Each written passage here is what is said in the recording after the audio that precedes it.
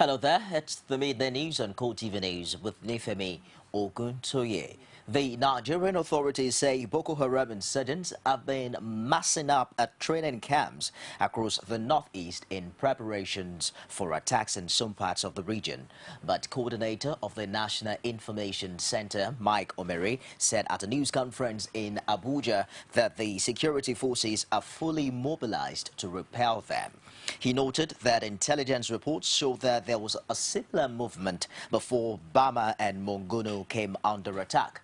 Omeri also released a list of emergency phone numbers for information or complaints on security breaches, especially in the northeast. Recruits from such locations as Gaidam, Meri and Dupcha to training camps within the general area.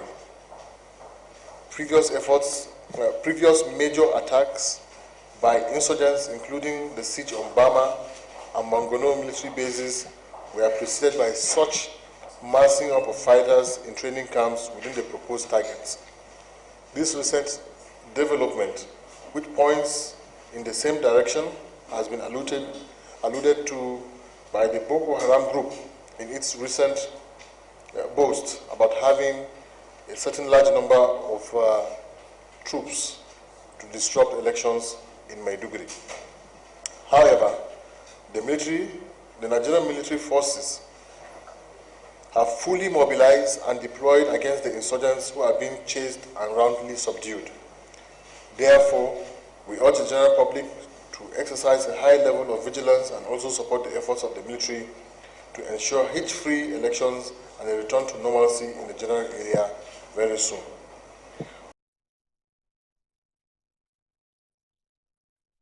Meanwhile, there has been a bomb blast in Biu, one of the largest towns in Borno State. The explosion occurred less than a month after the Nigerian military killed at least 42 insurgents, including 15 Chadians, while repelling an attack on the town. Scores of people are feared dead, but security forces are yet to give official figures. Nigeria's defense headquarters have responded to comments allegedly made by Niger's military that its troops in the regional force would not run from battle like their Nigerian counterparts. Defense spokesman Major General Chris Olukolade said in a press briefing, in a series of tweets actually on Thursday night, that the claim was irresponsible. He argued that it was unacceptable for a foreign government to deride Nigerian soldiers. General Olukolade described Niger as a poor country and hinted that it had been supporting the insurgents. The cowardice claim, attributed to an unnamed Nigerian defense spokesman, emerged on some blogs in Nigeria a few days ago without a link to the original source. The European Union says it may send election observers to the northeast if Nigerian government guarantees security of its officers in the zone. The chief observer of the EU election observation in Nigeria, Santiago Fisas, gave this indication during an interactive session with journalists in Abuja. Fisas made the statement in a reaction to questions on if the EU would send election observers to the northeast, since INEC had shifted the February elections to March 28 and April 11. The head of the mission says the group would expect the federal government to guarantee the security of its observers. The EU had said a few weeks ago that he would not deploy election observers in the northeast because of the security challenges in the zone. Meanwhile, the police authorities have again reaffirmed their preparedness to ensure an enabling environment for a successful 2015 general elections. Inspector General of Police Sulaiman Abba gave his words when they played host to a high-powered European Union delegation led by its chief election observer, Santiago Fisas. The police boss maintained that his men will utilize the 6-week extension in election date to fine-tune their strategies and material requirement. Meanwhile, the All Progressives Congress has raised the alarm on the police siege on the residence of the director of Media and Publicity of the APC Presidential Campaign Organization, Shehu Garba, saying the action is in line with the ongoing harassment and intimidation of the party's leadership by security agencies. In a statement issued in Abuja on Thursday by its National Publicity Secretary Lai Mohammed, the party said Garba's residence at the NNPC quarters Area 11 Abuja has been surrounded by armed policemen since 3 a.m. on Thursday. APC called on those who sent the armed security personnel to Garba's residence to immediately order their withdrawal and tell Nigerians what he has done to warrant such harassment. The National Orientation Agency on Thursday lamented the campaign of calumny being carried out in the form of advertisements in print and the electronic media in the country by some political parties and announced plans to stop the ugly development. The Director of Political and Civic Education of NOA, Ngozi Kyoba, stated this in Abuja at a talk show on the 2015 election. Ikyoba, who represented the Director General of the agency, Michael Mary, noted that the publication of certain advertisement, which was direct attack on some candidates rather than addressing issues, was a serious concern to the NOA.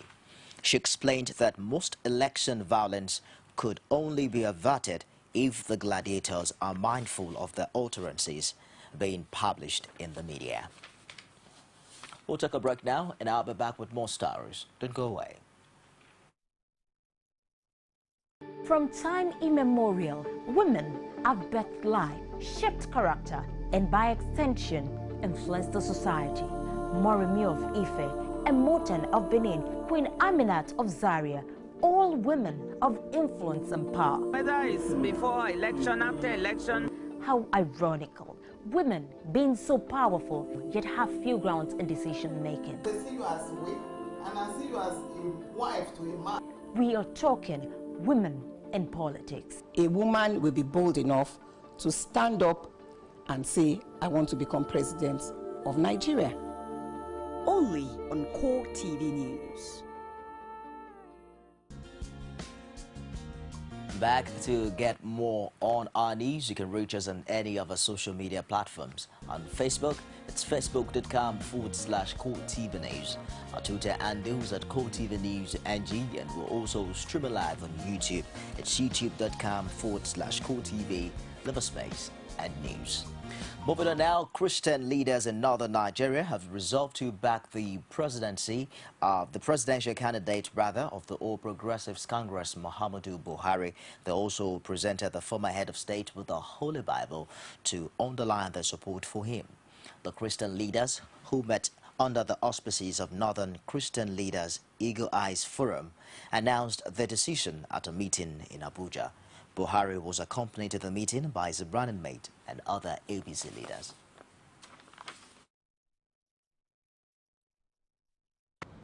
Today, this conference center, today, Abuja, today, Nigeria, today, Southwest East North, by the grace of God, with the support of everyone and God, we are calling the whole Christians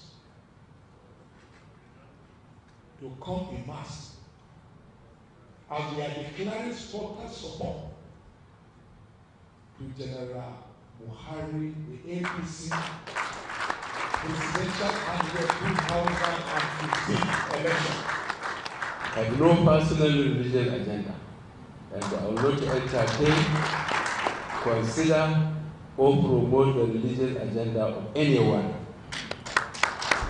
I will not condone any initiative that seeks to promote one religion over the other. Neither I, nor my party, or any member of my team has any desire or plan to Islamize or Christianize Nigeria or support anyone with such intention.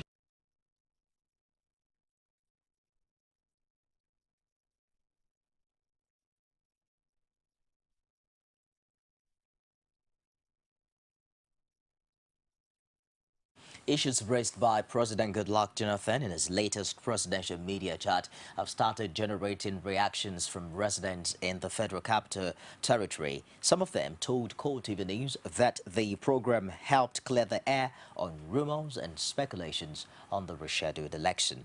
They, however, want the president to live up to his promises on issues of security and the general elections. Jonathan is a gentleman now. What he said, he would do it. Even in 2011, he said so. So this year again, he said, no, let's believe him now. Let's support him.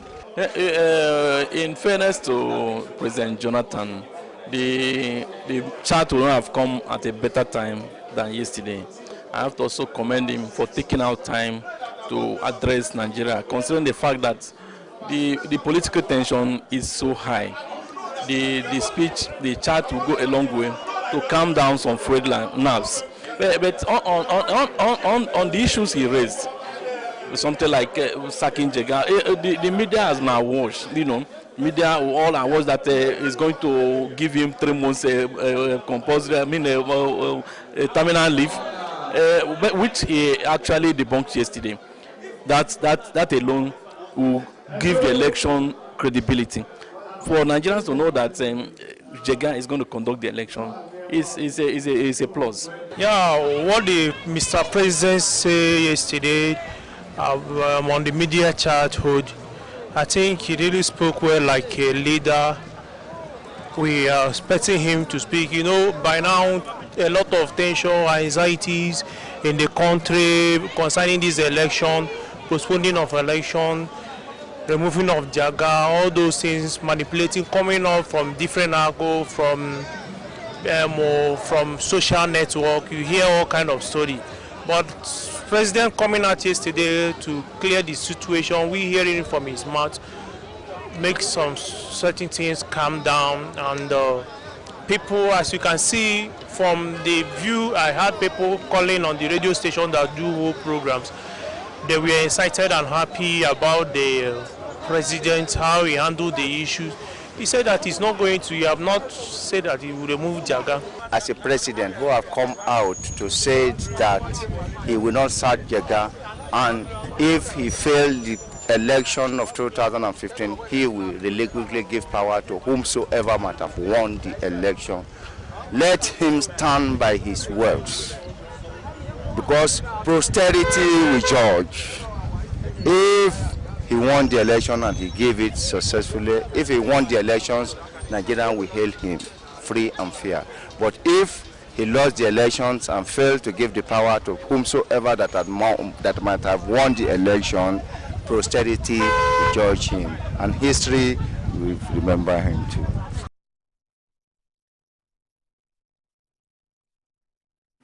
Meanwhile, as reactions continue to trail the 6 weeks postponement of the general elections, the State Publicity Secretary of Accord Party in Oyo State, Nureni Adeniro, has called on the federal government to sincerely tackle the challenges cited as reasons for the postponement. The Accord Party chief also decried the extra expenses that the party will incur as campaigning activities continue. Look at them. Are they true? Is it not true that many people have not collected their PVC? It might interest you. I just collected mine a couple of, maybe about 1 week ago. I mean, which means about 2 weeks ago, I was one of those people that did not have permanent voter's card. And up to this moment, a lot of people have still not collected. So it's just an opportunity for these people to collect. And once you collect, then you have right to vote. But the law, they have stated it clearly, without ambiguity, without any ambiguity, that if you don't collect your PVC, you won't be able to participate in the election by voting. So it is important that you get your PVC, and if the postponement will allow for more people to get the PVC, so be it. But for people reading other meanings into it, they may have their reasons for doing so. But the reasons they have adduced, I think they are substantial enough for anybody to think, okay, even if they have done that. The important thing is let those issues be addressed within the period of postponement. According to him, the postponement can only alter the campaign strategy, but definitely not change the minds of the determined supporters to vote the Accord governorship candidate into power. He added that the shift in the end We have was appealed to our turned out to be a members blessing. just to continue to work their work on the political field, and that they should not relent their efforts at all. They should try and sustain the tempo, and that is exactly what we are doing. Nareni Adeniro is the State Publicity Secretary of the Accord Party in Oyo State. You're on to the midday news. We'll take another break now, and I'll be back with more stories. Don't go away. Every day, every hour, and every minute, news break in Nigeria. Things happen so fast, it's most times difficult to track and comprehend them.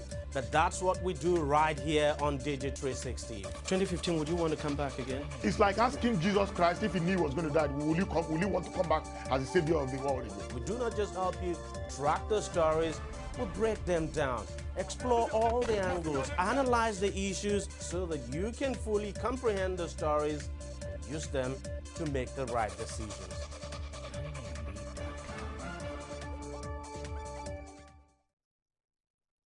Outside Nigeria now, a ceasefire will begin in eastern Ukraine on the 15th of February.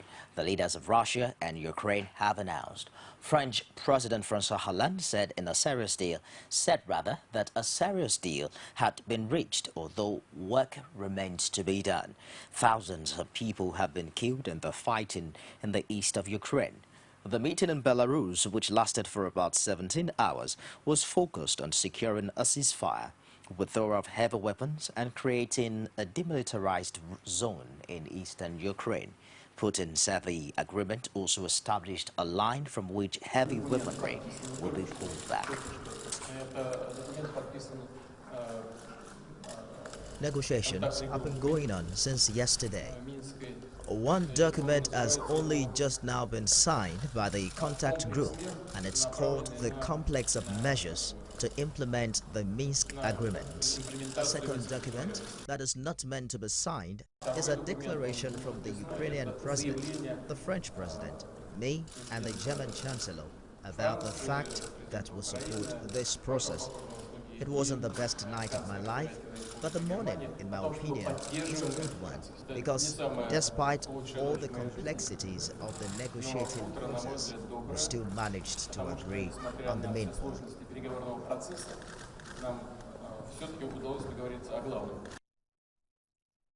And that wraps up this hour on CoreTV News. Do join us again at the top of the hour for more stories. I'm Nifemi Ogunsoye. Thanks for being there.